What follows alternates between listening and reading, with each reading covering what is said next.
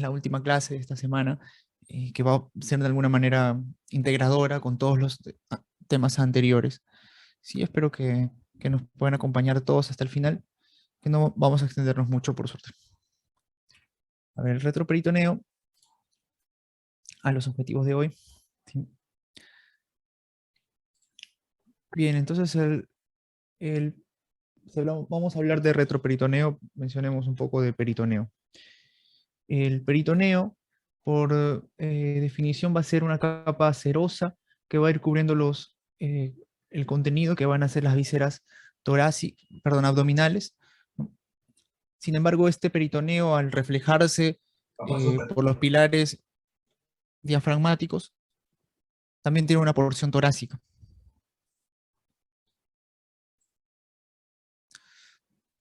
Va a tener una porción abdominal y una porción pelviana. El límite va a ser el promontorio del sacro, ¿no? Entre esa región, porción abdominal y pelviana. Es una región no delimitada, así que se la puede llamar perfectamente abdominopélvica. Bien, el peritoneo tiene pliegues, repliegues, productos de su desarrollo embrionario.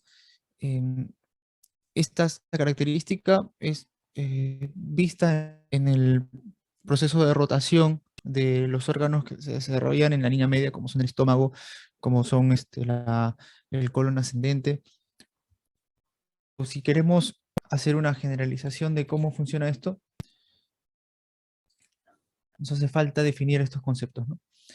Bien, aquí tenemos a nuestro peritoneo, cubriendo la pared posterior del abdomen. Este peritoneo, al replegarse en el uso del sistema digestivo en un embrión, va a generar un peritoneo visceral. La conexión entre esta pared posterior y el tubo digestivo, o sea, la región del tubo digestivo que estemos estudiando, lo vamos a llamar meso. Un epiplón va a ser un repliegue, normalmente de forma vertical, ¿no? También de la misma, eh, del mismo componente seroso, ¿sí? Las fascias principalmente corresponden a las fases de coalescencia, que son la unión de meso con esta pared lateral, con este peritoneo parietal. Y bueno, los ligamentos van a mantener adyacentes a los diferentes elementos, órganos que vamos a encontrar en la pared, en la cavidad abdominal.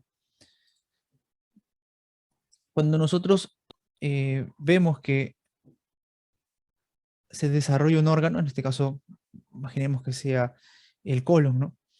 El colon ascendente, este peritoneo visceral continúa su conversión, continúa hay una continuidad. Sin embargo, vamos a ver aquí más adelante, ¿sí? Puede llegar a formarse cavidades. La fascia de coalescencia no es otra cosa que la unión entre el peritoneo visceral y el peritoneo parietal. Entonces vamos a hacer las definiciones para entendernos. Un meso es un repliegue de peritoneo que une un órgano a la pared, ¿sí? Por ejemplo, el mesenterio, donde está la arteria mesentérica, ¿no? El epiplón va a ser un repliegue de peritoneo también. Sin embargo, en este caso, une dos órganos entre sí. Por ejemplo, el epiplón menor, une el hígado con el estómago. El epiplón mayor va a ser el repliegue del peritoneo, pero une a la curvatura mayor del estómago con el colon transverso. Una fase de coalescencia es la adherencia constante entre dos hojas peritoneas. ¿Sí? Aquí hablamos de los TOLT 1, 2, eso ya lo vimos en la clase anterior, Fredet, ¿no? Y Traits. En sí es la unión entre un meso y el peritoneo parietal, ¿no? Eso le llamamos fascia de coalescencia. Si nosotros recordamos las generalidades, cuando vimos eso, la fascia era, definíamos a la fascia como la cobertura del músculo, ¿no? En este caso, esta es otra fascia formada por unión de peritoneos. No, no es la misma naturaleza, pero sí son capas serosas, no cumplen la misma función. Y los ligamentos van a ser también repliegues del peritoneo, ¿no? Que al tener más componente fibroso, ¿no? Unen a los órganos a la pared y no llevan elementos nobles. Por ejemplo, el ligamento falciforme. La clasificación de los órganos van a ser peritoneales, extraperitoneales y retroperitoneales, ¿no? O también llamados peritonizados o retroperitonizados. Entonces los peritoneales van a ser aquellos que tengan un componente seroso visceral, y son la mayoría de órganos y son las vísceras propiamente, ¿no? Hemos dicho que una víscera era aquella que tiene una cavidad viscosa, ¿no? De ahí viene el nombre. Y por ejemplo, el riñón que vamos a estudiarlo hoy propiamente no sería una víscera, ya que no tiene una cobertura por ambos lados. Sin embargo, se la considera víscera porque es un órgano, ¿no? Bueno, los extraperitoneales van a ser aquellos que quedan fuera, ¿sí? Entre ellos tenemos a los retroperitoneales y a los subperitoneales. Los retroperitoneales van a ser riñón, uréter y grandes vasos, que es lo que vamos a ver hoy, ¿sí? También la glándula suprarrenal. Y los subperitoneales son aquellos que quedan por debajo del peritoneo, que corresponde al tema de pelvis, a tema de mm, órganos genitales, ¿no? Bueno, los retroperitonizados son aquellos que están entre los dos, ¿sí? Es decir, fueron en un principio órganos peritoneales y en el proceso de desarrollo se convirtieron en órganos retroperitoneales. También están los intraperitoneales, que corresponden a órganos que están dentro de la bolsa peritoneal sin peritoneo visceral, como son el ovario, ¿no? Bueno, queremos hacer una clasificación. Tenemos que los intraperitoneales van a ser el duodeno, colon, páncreas, hígado, estómago, vaso, yeyuno, ilion y ciego. Esto lo estudiamos ya antes, ¿no? Los retroperitoneales secundarios son partes de estos intraperitoneales que por el desarrollo, por las rotaciones, y forman parte de aparentemente parecieran retroperitoneales, pero no lo son, ¿no? Por eso le llamamos retroperitoneales secundarios, y los retroperitoneales propiamente son las glándulas suprarrenales, los uréteres, el riñón, la aorta abdominal y la vena cava inferior. Es decir, siempre estos componentes se ubicaron en la pared posterior del abdomen, ¿no? Y anteriores a ellos siempre tuvieron al peritoneo. No fueron, no fue un proceso de desarrollo de fases de coalescencia, de uniones, sino fue su ubicación desde el principio, ¿no? Por eso son retroperitoneales primarios o retroperitoneales propiamente. Bueno, y esto para entendernos, aquí podemos hacer marcamos al peritoneo, primero en verde, ¿sí? Los órganos que van a ser, retroperitoneales secundarios son estos de aquí, ya que se unieron en el proceso, ¿no? Por ejemplo, la cabeza del páncreas, ¿no? La segunda porción del duodeno, por mencionar algunos. Este espacio, ¿no? Donde se unen donde va a ubicarse al mesocolon transverso, nos divide a la cavidad abdominal en dos regiones, una región supramesocólica y una región inframesocólica. El mesocolon transverso es este elemento de aquí, ¿no? Este de acá, que estoy señalando. Este es el mesocolon transverso. Este límite nos marca una región supramesocólica y una región, por consiguiente, una región inframesocólica, ¿no? Sin embargo, vemos que quedan regiones aún no marcadas. Esta región de abajo corresponde al espacio subperitoneal, por lo tanto acá hay órganos subperitoneales, y finalmente una región posterior, que es lo que vamos a estudiar hoy, que es la región retroperitoneal. Entonces, mediante esta clasificación topográfica podemos llegar a separar, clasificar a todos los componentes dentro de la cavidad abdominal. Bueno, los límites de esta región retroperitoneal superiormente están en la T12, ¿no? O doceava costilla, ¿sí? Un plano horizontal. Que también esto lo podemos ver aquí, ¿no? Plan, contamos 5, 4, 3, 2, 1, acá está el 12, aquí sería el límite superior, ¿no? De este espacio retroperitoneal. El límite inferior va a ser la base del sacro, las crestas ilíacas, rama superior del pubis.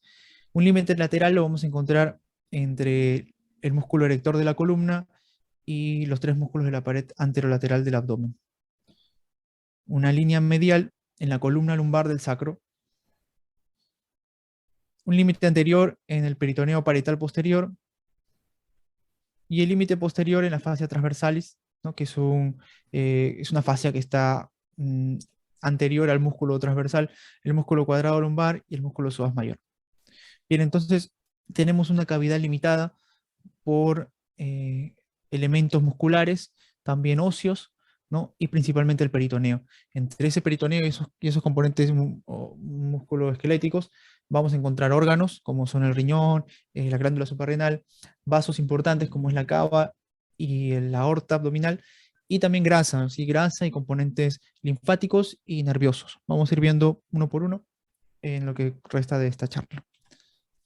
Además de esta clasificación lateral, también podemos hacer una subdivisión dentro de la cavidad em, retroperitoneal, y esto nos da tres zonas: una zona media, lateral y pélvica. La zona media está delimitada por el hiato aórtico, ¿sí? O sea, la salida, donde encontramos a la aorta ingresando a la cavidad abdominal, ¿no? Se llama hiato aórtico, limitada por los pilares del diafragma, hasta la base del sacro, que era también el límite inferior de la cavidad retroperitoneal.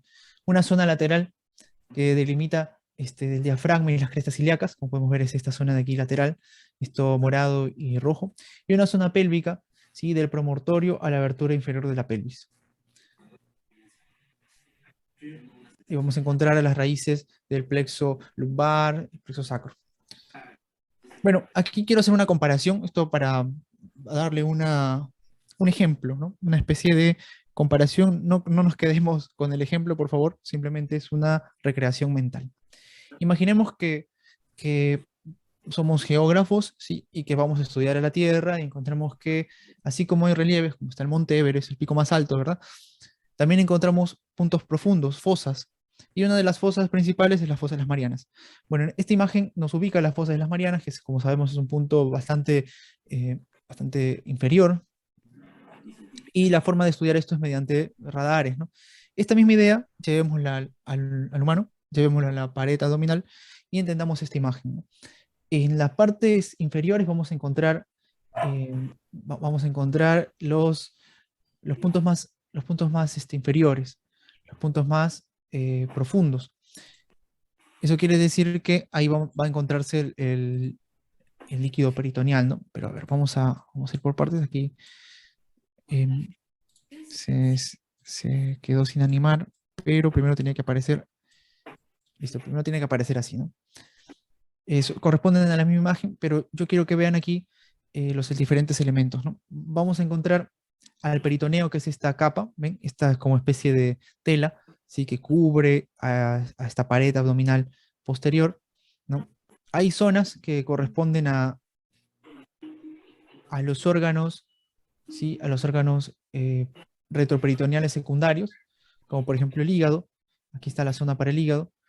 Recordamos que el hígado tiene una cara anterior lisa y una cara posterior rugosa, ¿no? Incluso le llaman zona desnuda, y es porque esa capa no tiene peritoneo. Entonces la encontramos acá. Además podemos apreciar aquí muy bien en esta flecha la entrada a la cavidad de los transepiplones, ¿no? El yato de Wieslow, conocido. Y en esta entrada habíamos dicho que estaba delimitada por el ligamento hepatoduodenal, ¿no? Y bueno, vemos ahí la entrada y los componentes peritoneales, que de hecho pensémoslo como si fuera un mapa geográfico. Aquí encontramos otra cavidad, una cavidad, ¿no? Una fosa. Aquí encontramos otra fosa, corresponde al, bueno, al repliegue esplénico, la fosa esplénica también le llaman. Esta zona encontramos al hígado, ¿no? O también llamada subdiafragmática derecha. Encontramos al mesocolon transverso, ¿sí? Un meso, y también otro meso que es el mesenterio, donde está la arteria mesentérica superior. Bien, la unión de estas fascias, perdón, de estas secciones de peritoneo nos marcan regiones. Ahora vamos a poner los nombres para que podamos apreciarlas, ¿no? Acá nos marcan al mesocolon transverso, al mesenterio, ¿verdad? A los ligamentos gastrofrénicos, recesos hepatorrenales.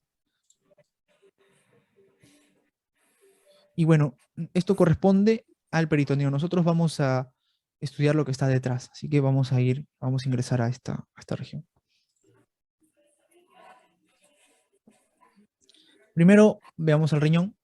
Este corresponde a un riñón derecho, ¿verdad? El riñón va a tener un ilio, va a tener una cara anterior, una cara posterior, ¿sí? Y también se estudia la configuración interna, ¿no? Determinada por los cálices. El riñón forma parte del sistema urinario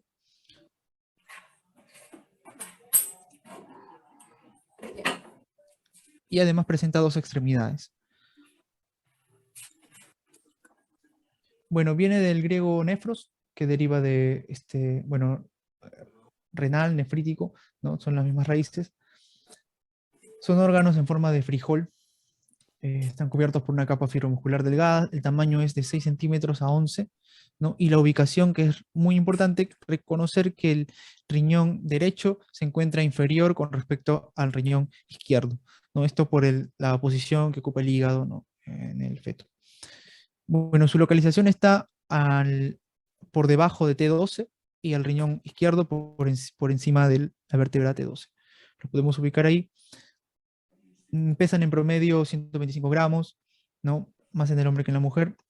Y cada riñón tiene dos caras, dos bordes, ¿sí? Una cara anterior, una cara posterior, un borde lateral, un borde medial, y dos polos, ¿no? Un polo superior y un polo inferior.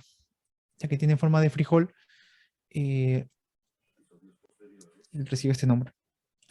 El borde externo es convexo, el borde interno presenta el ilio, en el ilio penetran los vasos, arterias y venas renales. El seno renal contiene una dilatación que corresponde al uréter, y el término pielonefritis incluye riñón y uréter, ¿no? Que significa recipiente, pielos. Basada en la distribución arterial, o sea, en la función nutricia de estas arterias,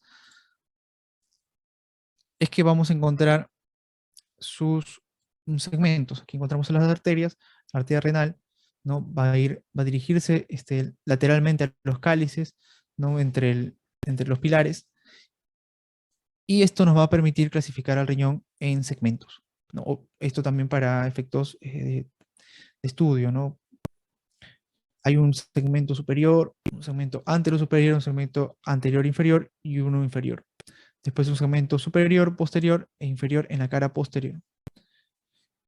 Dentro del riñón vamos a encontrar de 7 a 14 cálices, y cada cáliz termina, bueno, cada cáliz menor termina en una forma de copa donde desembocan los conductos colectores para formar después el uretra. Tenemos cálices mayores y también cálices menores.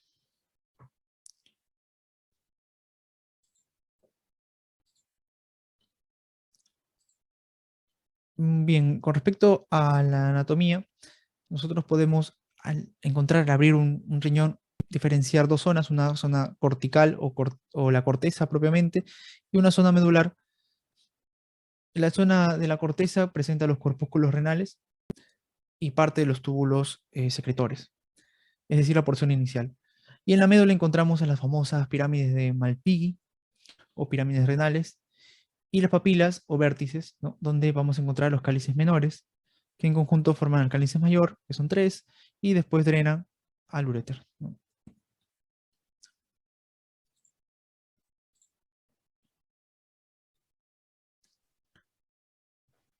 Bien, además podemos encontrar las pirámides de Ferrein, es el epónimo, son las pirámides renales, estas de aquí, y las columnas de Bertin, que corresponden a las columnas renales. Si no hay más eh, diferencia, aquí podemos hablar un poco de la irrigación, ¿no? Eh, los, el sistema arterial renal, donde la arteria renal derecha, ¿no? A nivel de L1, mm, debajo debajo de la arteria mesentérica superior, encontramos su origen. Además hay una vena renal, y en conjunto forman al ilio.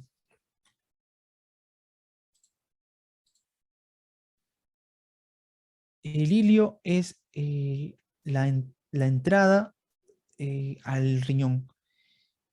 El pedículo va a corresponder al conjunto de elementos que entran al riñón, ¿no? El ilio es una estructura propiamente del riñón, y el pedículo sería estos tres en conjunto, ¿no? Aparentemente parecen sinónimos, ¿no? Pero está bueno hacer la diferencia, ¿no? Todos los órganos presentan un ilio pulmonar, ilio del hígado, bueno, órganos que presentan esta función, el vaso también tiene un ilio, ¿no? Pero los pedículos van a ser la unión de estos elementos e incluso sirven de fijación.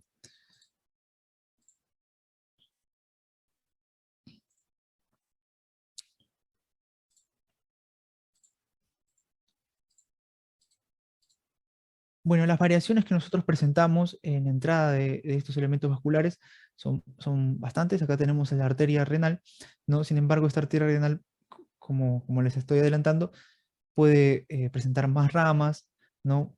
Y acá encontramos la diferencia, pues, ¿no? Entre lo que puede ser un pedículo y un hilio, ¿no? Las variantes nos van a marcar esas diferencias. Bueno, puede haber una presentación de una arteria accesoria, ¿no? Inferior. Pueden presentarse incluso venas, ¿no? Que hagan una especie de canal a la aorta, una vena doble, o también, como dice acá, una rama lateral, como si fuera una ácigos, ¿no? En la parte torácica, acompañando la aorta, haciendo de vena satélite, cuando no debería estar, ¿no? En la mayoría de casos. Bueno, está bueno tener en cuenta esto, ya que si vemos una radiografía, puede ser que encontremos una configuración diferente. En la superficie, ya lo habíamos adelantado, ¿no? Podemos ubicar a la ubicación de estas, podemos encontrar a los riñones en T12, superior e inferiormente. El ilio también lo podemos encontrar en L1, otra forma de estudiarlos, ¿no?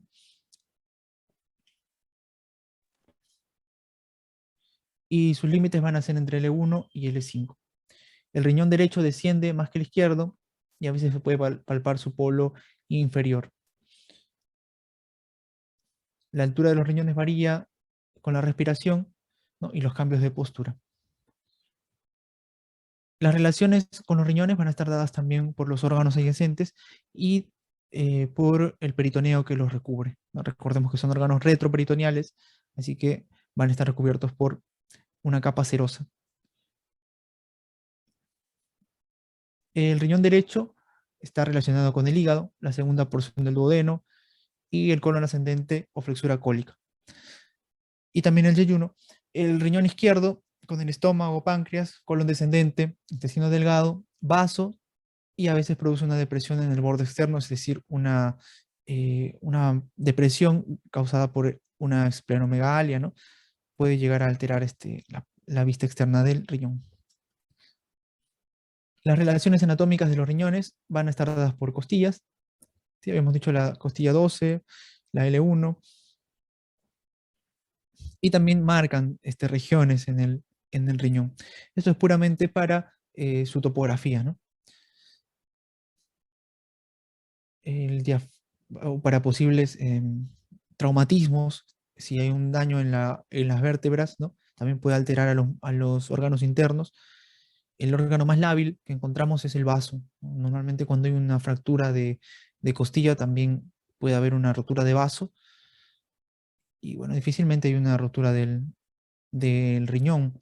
Lo que sí puede pasar es que hayan quistes, ¿no? Que hagan que el riñón crezca, aumente su tamaño y para eso también nos sirven las posiciones en las costillas para medir, ¿no? Su volumen en una radiografía, en una tomografía. Bueno, posteriormente está en relación con el diafragma, la costilla 12, el plexo lumbar, el psoas mayor, cuadrado lumbar, el borde externo del erector de la columna vertebral, el borde inferior. En el borde inferior puede quedar inmediata al triángulo de Petit, triángulo lumbar, y ahí se puede abrir un absceso renal, ¿no? Para hacer alguna muestra, ¿no? Del tejido renal. Ambos riñones son retroperitoneales y el riñón derecho está cubierto de peritoneo en la cara anterior, relacionada con el hígado y el intestino delgado. Claro que acá está, ¿no? Hígado e intestino delgado. Su componente hígado, intestino delgado y el otro el estómago y el yeyuno. Si hablemos un poco de fisiología,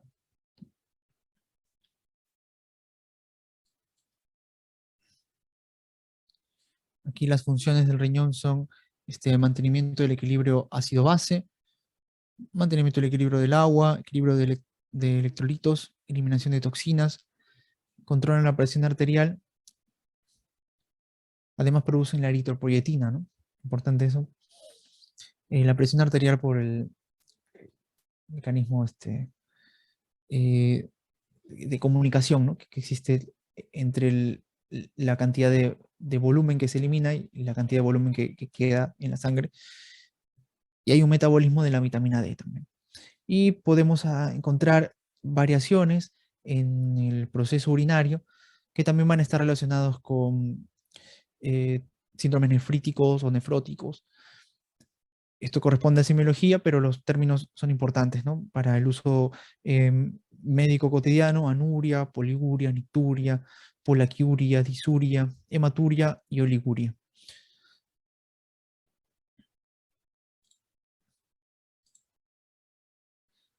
Si nos ponemos a pensar en la importancia de la glándula suprarrenal, puede ser que no lo tengamos en cuenta, ¿no? Comparado con el riñón, parece una glándula simple.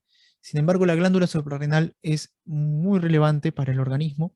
Incluso algunos autores consideran que dentro de los órganos principales están el cerebro, está el corazón, y el tercero es la glándula suprarrenal, porque la glándula suprarrenal tiene un control en el sistema eh, parasimpático y simpático, ya que produce los famosos la adrenalina, la noradrenalina, y esto aumenta el funcionamiento del bombeo cardíaco, ¿no?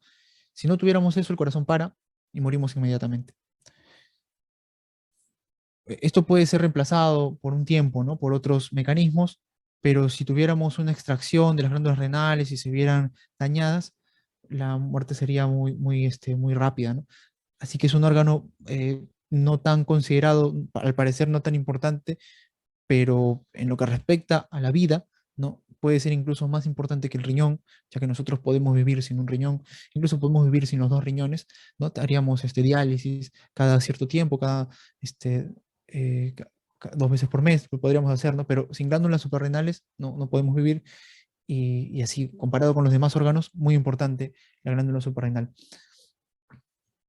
Bueno, son dos pequeñas formaciones endocrinas que pesan entre 2 a 6 gramos, producen hormonas para la vida, si hablamos de ellas, ubicadas en el polo superior del riñón. ¿No? Por delante se relacionan con el área desnuda del hígado y corresponde también su ubicación a cambios posturales, por la respiración. Sin embargo, la vamos a ubicar en el polo superior del riñón, es decir, en T12, ¿no? Principalmente, y van a encontrarse. A, a la glándula derecha tiene forma de pirámide y la izquierda es más aplanada y tiene forma semilunar. Acá podemos ver la parte de la conexión que tiene con el riñón, ¿no? Y podemos ver que corresponde como una H, como una vena central y una médula y el corteza. Además también hay un margen, hay una cara anterior, ¿no? Hay un borde superior, perdón, un ángulo superior y un ángulo medial. Por delante la encontramos cubierta de peritoneo, es la arteria esplénica la que va a constituir su nutrición, ¿no? Como vemos aquí, del lado izquierdo, y del lado derecho, principalmente la arteria frénica inferior. Bueno, en conjunto están irrigadas por arterias suprarrenales, arteria suprarrenal media, ¿no? Y la arteria suprarrenal inferior. El retorno venoso sí se efectúa con la vena suprarrenal, que emerge del ilio por medio de varias venas pequeñas que acompañan a las arterias. Siempre que encontremos una arteria vamos a encontrar una vena satélite, esto en la mayoría de casos. Y su inervación viene del plexo ciliaco y los nervios plásticos torácicos y lumbares. Los uréteres están en conexión con el, con el riñón. El uréter sería esta parte final, ¿no? Acá encontraríamos a los eh, cálices menores, cálices mayores y finalmente el uréter. Esta es una vista anterior de ese conjunto de la pelvis renal y es una vista posterior. Bueno, los uréteres son un conducto de 25 centímetros sale de la pelvis renal en el ilio, en su proximidad, ¿no? Se sitúa dorsal a los vasos y también laterales. Desciende a, al- encima del psoas mayor, ¿sí? Sigue de largo en la pared lateral y se dirige hacia la vejiga. El uréter derecho en su origen se halla detrás de la segunda porción del duodeno. Estas relaciones anatómicas las vamos a encontrar eh, cuando estudiamos también pelvis, específicamente cuando estudiamos el sistema genital femenino. Recordemos que aquí va a estar el útero, ¿no? En el caso del hombre no hay un útero, no hay una cavidad, un órgano que sobresalga por esta región. En el caso de las mujeres sí, y la arteria uterina pasa por encima del uréter, de los dos uréteres, ¿no? Laterales. Sin embargo, esto también llega a ser un detalle eh, quirúrgico, ¿no? Cuando uno liga a la arteria uterina, puede sin querer ligar al uréter, ¿no? Confundirse y ligar al uréter. Entonces hay una mnemotecnia que dice, el agua pasa debajo del puente, ¿no? El agua sería la orina, entonces el uréter pasa debajo de esa arteria uterina que les estoy comentando, ¿no? Entonces, cuando hablemos ya en una porción más pelviana, ¿no? El uréter pasa por debajo de la arteria uterina, pero pasa por encima de la arteria ilíaca común o, o dependiendo, ¿no? También puede ser la ilíaca externa, ¿no? Ilíaca externa o ilíaca común, y más abajo pasa por debajo de la arteria, como habíamos dicho, arteria, eh, la arteria del útero, ¿no? Arteria uterina, se me fue el nombre, disculpen. Bueno, en la mujer tiene importancia en su trayecto pelviano, ya mencionamos por qué. Eh, por la espina ciática se dirige hacia adelante y abajo a unos 1,5 y 2 centímetros del cuello uterino. Por este motivo, en el caso de las mujeres, hay un mayor peligro en la histerectomía. El uréter izquierdo está íntimamente relacionado con la vagina, a veces cruza el plano medio delante de esta. Bueno, otros componentes dentro del retroperitoneo son la aorta abdominal. Y bueno, a este nivel de nuestro estudio, ¿no? Ya vimos muchos órganos, ya hablamos también de las principales ramas de la aorta abdominal. Específicamente hablamos de las ramas mediales, ¿no? El tronco celíaco, la arteria mesentérica superior y la arteria mesentérica inferior. Podríamos agregar la arteria sacra media, ¿no? Y tendríamos un componente medial. Luego podemos encontrar un componente lateral, ¿no? De superior a inferior sería las frénicas inferiores, ¿no? Luego las suprarrenales, luego las renales,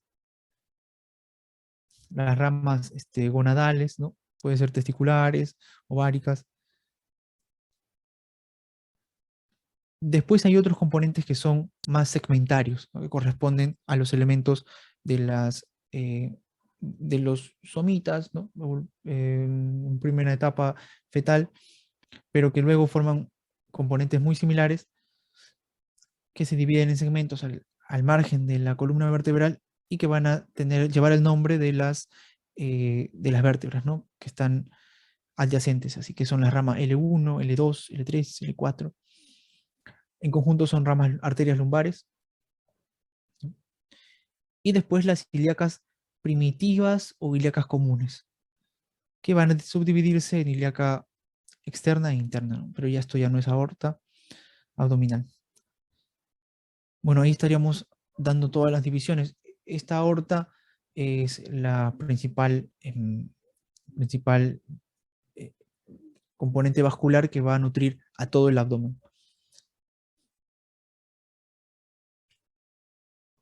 Las ramas viscerales, ya las mencionamos, las suprarrenales medias, las renales y las genitales. Y las impares van a ser el tronco celíaco, mesentérica superior y mesentérica inferior.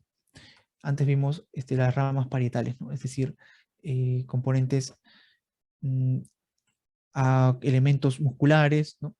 los otros son a vísceras, o sea, los órganos.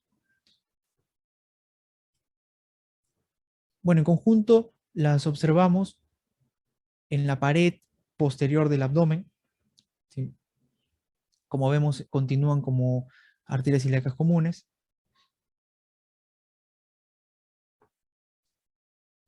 Bueno, luego comentamos un poco sobre la vena cava inferior.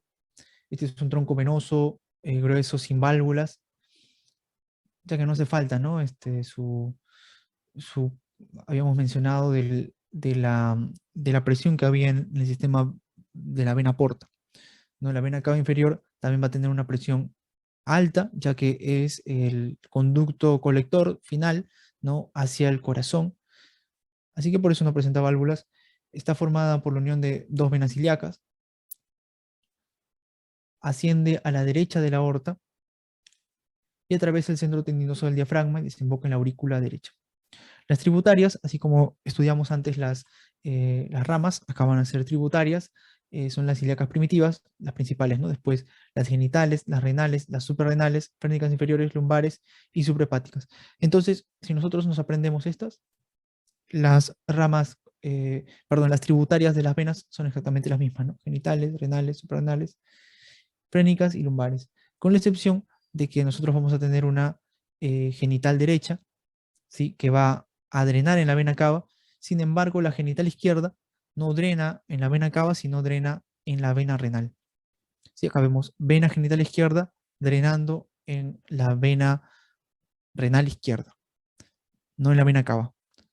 Esta también puede ser una pregunta, ¿no? De algún examen, pero también recordemos que estas son variaciones, así que puede suceder que en nuestro paciente, digamos, no sea este caso, pero en la mayoría de casos se presenta así. Luego vamos a encontrar al plexo celíaco. Bueno, para ver a los plexos, para estudiarlos mejor, sí habría que entender toda la conexión subyacente, ¿no? Del sistema nervioso. Por eso vamos a mostrar un cuadrito. A ver, déjeme un segundo.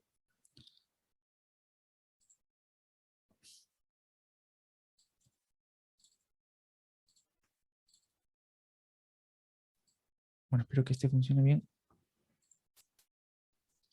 Claro, nosotros vamos a encontrar un... Si me permite, sí. Ahí está. Nosotros encontramos en nuestras vísceras un componente simpático y parasimpático, que corresponde a mecanismos de vasodilatación, constricción, ¿no? En realidad se lo explica muy bien con huida, ¿no? Y reposo. A ver, aquí. Y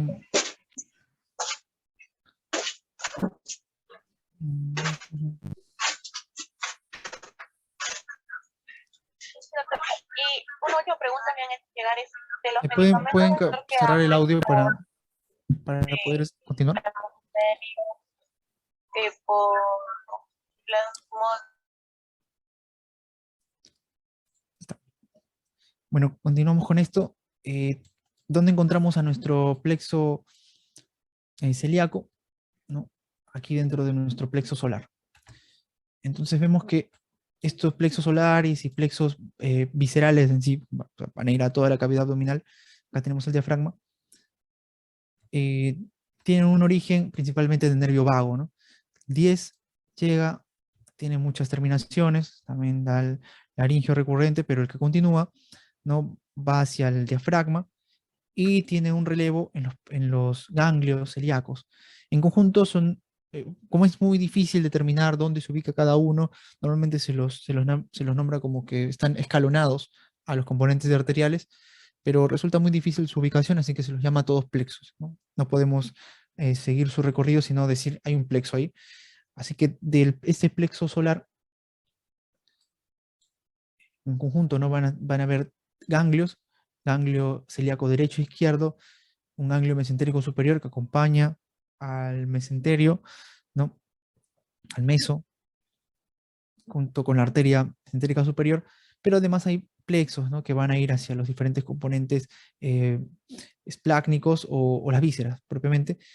Y como estamos nosotros viendo al plexo renal, entonces claramente aquí vemos plexo renal sale del ganglio celíaco derecho.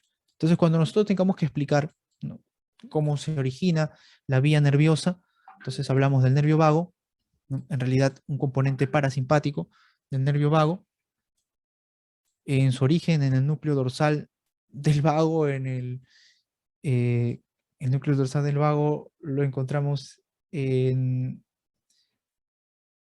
en la médula oblongada, ¿sí? Ahí está, ahí lo encontramos. Da su origen al 10, hay un ganglio superior, ganglio inferior, bueno, continúa como nervio vago, atraviesa el diafragma, ¿verdad?, en un tronco vago anterior o posterior, sin embargo, luego llegan juntos al plexo solar y ahí llegamos a nuestro riñón, ¿no?, plexo renal. Bueno, además de estos plexos solares, también encontramos plexos abdominales, plexos aórticos, ¿no?, y todos ellos se encuentran retroperitoneales, ya que acompañan a los grandes vasos. ¿Listo? Esa era la explicación.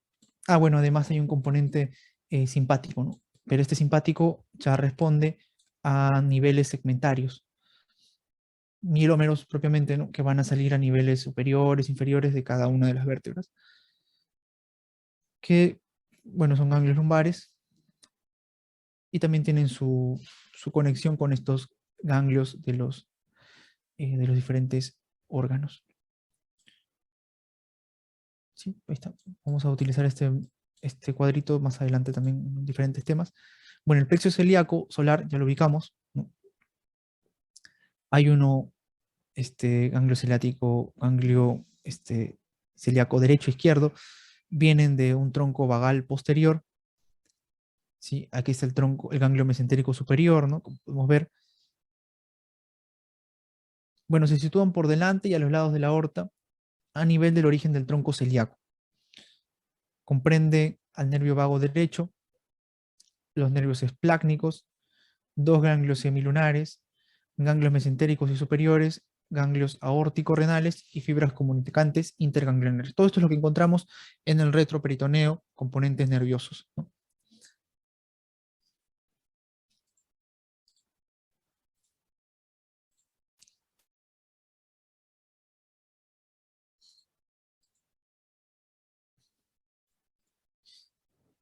Vamos a avanzar.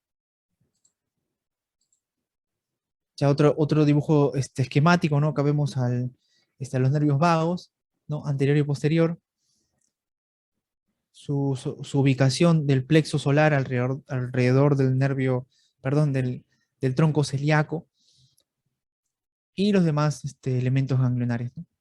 Como les menciono, aquí no hace falta describir sus conexiones, ya que todos están en sí eh, interconectados. Pero hay un componente parasimpático, como vimos, ¿no?, parasimpático, que viene del vago, y un nivel simpático que corresponde a los nervios lumbares, esplácnicos lumbares, L1, L2, bueno, en realidad van a ser los lumbares enteros,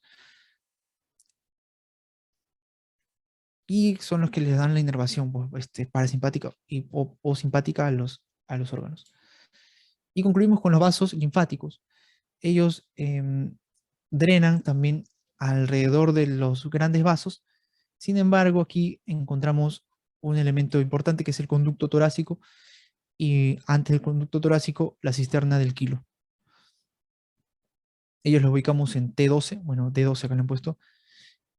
Su unión, su convergencia de los ganglios linfáticos, ellos drenan en conjunto hacia el conducto torácico, perdón, primero la cisterna del quilo, conducto torácico, y luego van a parar a la unión entre subclavia, ¿no?, y la yugular izquierda.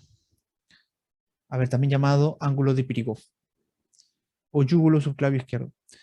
Bueno, este conducto torácico se extiende desde la parte superior del abdomen al cuello, se origina en el abdomen, en la unión entre el tronco intestinal lumbar e intercostal descendente. En el punto de unión existe una dilatación llamada cisterna del quilo o de Piquet. Bueno, vamos a ver las preguntas. Habíamos hecho preguntas, ¿no?, al comienzo. ¿Cuál de las siguientes estructuras no tiene ubicación retroperitoneal? Los ganglios hemos visto varios ganglios, ¿no? Celíacos, aórticos abdominales, por decir algunos. La arteria esplénica, claro que sí, ¿no? La arteria esplénica. El inicio de la vena porta también está. La pelvis renal, bueno, la pelvis la ubicamos subretroperitoneal, ¿no? Pero en general sí sería retroperitoneal, pero la arteria gástrica izquierda, ella no, ¿verdad? Porque la arteria gástrica izquierda iba hacia la curvatura menor del estómago y claramente no es para nada retroperitoneal, ¿no? El estómago no es retroperitoneal. De las siguientes aseveraciones es correcta. El- Vamos a la respuesta. El plexo hipogástrico superior es completamente retroperitoneal. Eso lo vimos ahora, ¿no? Proceso uncinado del páncreas es peritonizado. No, no. La arteria renal izquierda pasa entre la mesentérica y la aorta. No, ¿cómo sería? ¿No? Un doblez ahí, un nudo. La porción horizontal duodenal es una estructura retroperitoneal primaria, un poco, y la mayor parte de la irrigación duodenal llega vía arteria esplénica. No, incluso hay una arteria, ¿no? Que se llama pancreático duodenal, que es la que va a irrigar a las primeras porciones, ¿no? La primera y la segunda, y la arteria esplénica está por el otro lado, no está en el lado izquierdo. ¿Cómo llegaría de ahí hasta el duodeno? Bueno, la vía urinaria superior, marque lo correcto. Vamos a ver la respuesta. El uréter se irriga por las ramas de la aorta, gonadales renales, entre otros. Eso mismo. De la vía urinaria superior, marque lo correcto. El uréter. Ah, no, aquí era la misma pregunta, ¿no? Bien, entonces la 5. ¿Cuál de las siguientes estructuras no tiene ubicación retroperitoneal? Ya que era la arteria gástrica izquierda.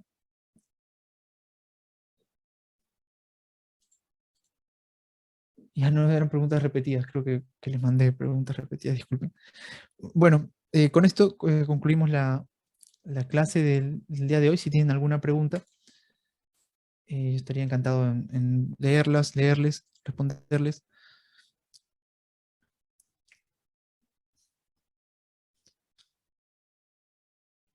Bueno, el día de hoy también hay un resumen que vamos a compartir. A ver, vamos a ver el resumen por si hay alguna cosa que no se ha dicho. Bueno, empezamos hablando de los límites, ¿no? Hablamos de las zonas.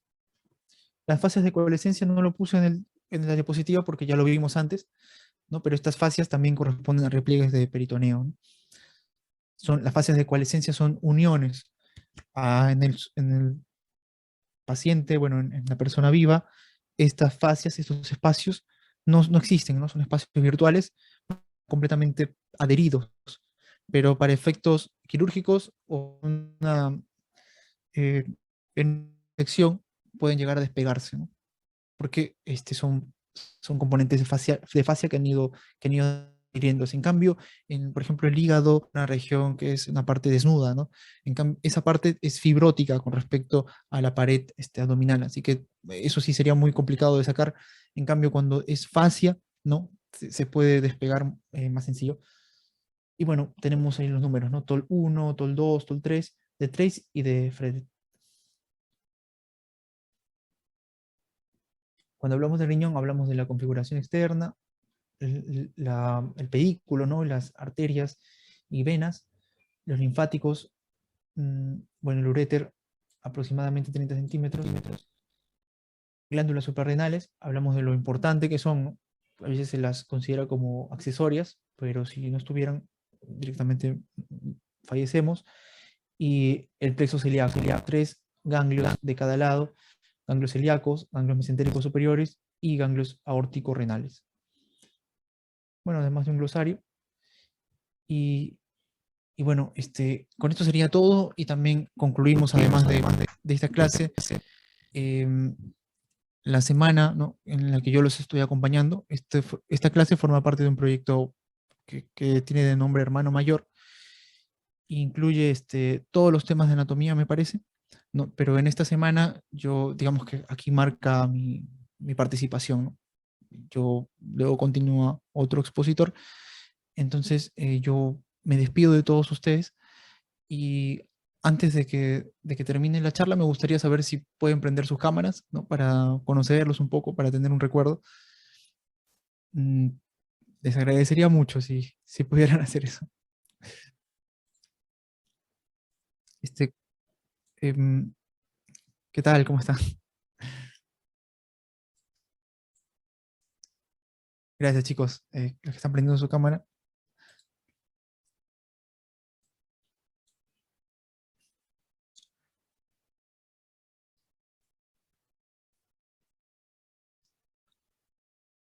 Bueno, esperamos un ratito que todos puedan prender y tomamos una foto. Y ahí concluimos la clase. Yo les comparto las diapos en los grupos. Ujú.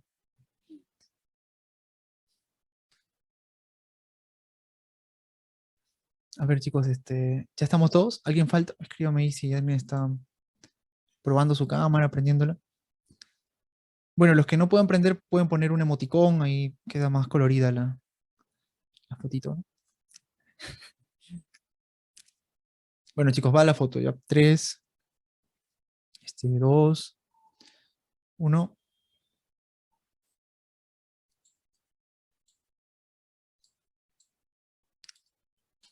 Ya una más, y yo se las comparto luego. 3, 2, 1.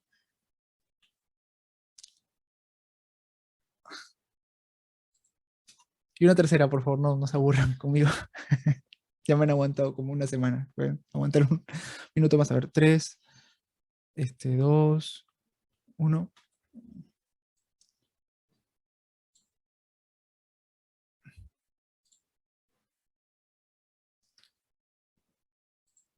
Listo, muchas gracias, de verdad, a todos ustedes. En las siguientes exposiciones, charlas, estaré informando. Y bueno, espero que alguna vez podamos hacer una clase presencial, ¿no? Poder conocerlos a ustedes en persona. Y cualquier pregunta, ustedes tienen mi número en los grupos. No tengo ningún problema si es de anatomía. Tal vez me demore un rato en responderles, pero si hay un interés académico, yo les ayudo. Y bueno, eso sería todo. Muchas gracias, chicos. Muchas gracias, Fernando, bueno, por la serie de ponencias que ha Ujú. venido dando al proyecto Hermano Mayor. Bueno, estoy seguro que los chicos y chicas, ¿no?